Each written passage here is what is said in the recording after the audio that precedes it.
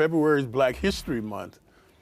So, you know, the memories abound for me, like we're reminiscing now about growing up and people that catapult you to this position. So a lot of people ask me about my dress. Like, man, why do you dress like that?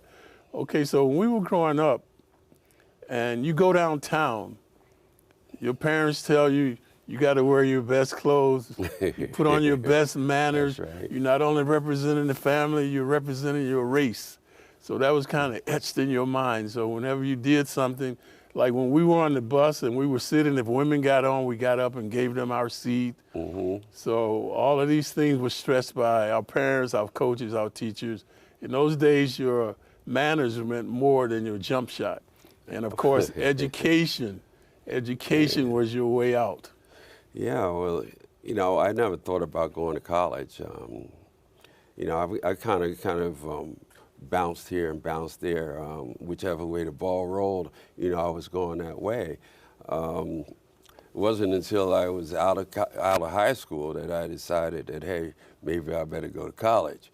And there was a guy I worked for a year at a place on a knitting mill in Philadelphia. And this guy used to talk about equality all the time. He was a little guy, wore a tam, smoked a pipe, and he ran the elevator. He used to go up and down. So he used to talk about, you know, equality. And me just being out of high school, I never really got into, you know, the history of what it was all about, you know, black people in America. Well, I've heard of certain things, but we never were taught those kind of things in high school. So I didn't really have a grasp as to exactly what he meant.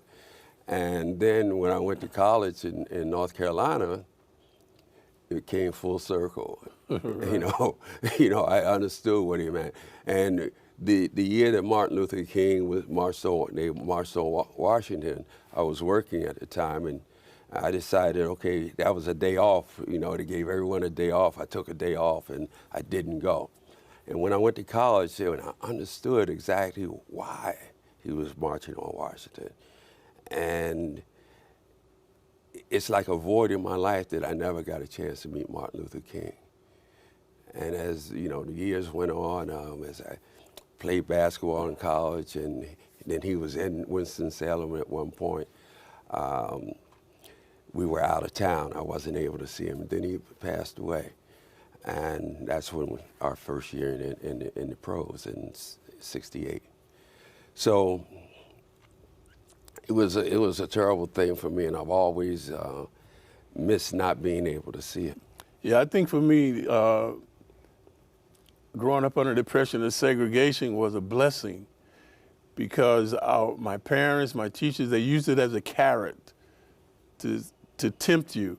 Because when people say that you can't do something, they treat you as a second-class citizen, it's a galvanizing. So you want to prove them wrong. So my parents would always tell me, yeah, you could be whatever you want to be, but you got to apply yourself. You know. So I remember in football, I was a quarterback.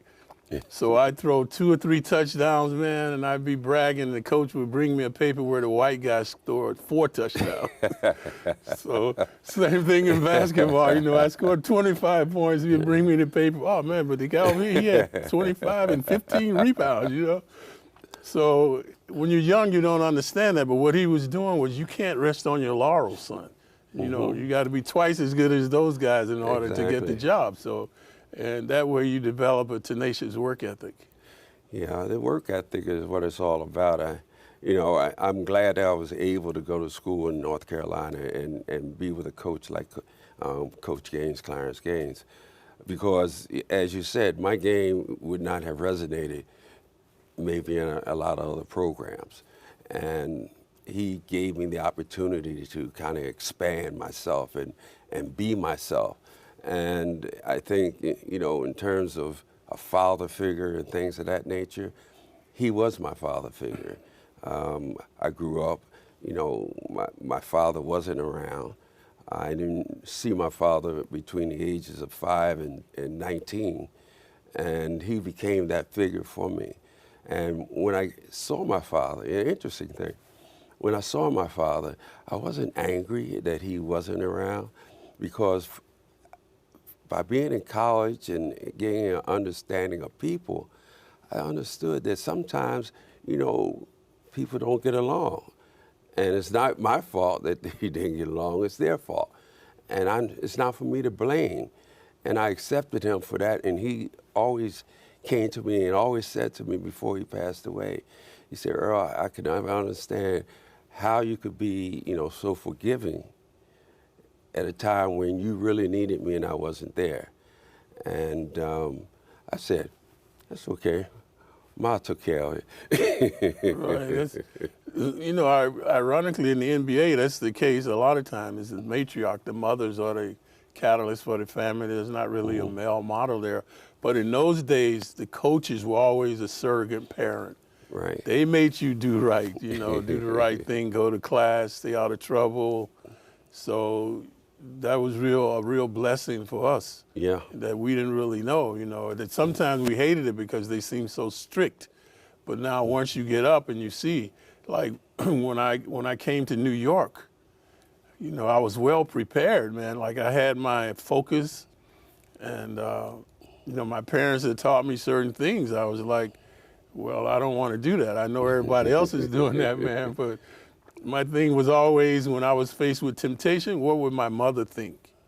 And that's exactly what it was like. You know, Mom always took care of you. She always gave you the perspective of knowing what was out there. And I kind of grasped that myself because even my younger sister, I would never chastise her. When everything would happen, I would just take her, go walk in the park, and we sit down and we just talk about it. And after we talk about it, she'd understand what it is that she did, what she did wrong, when she ran away, why she ran away, that she shouldn't have done that. And it brought us all closer together.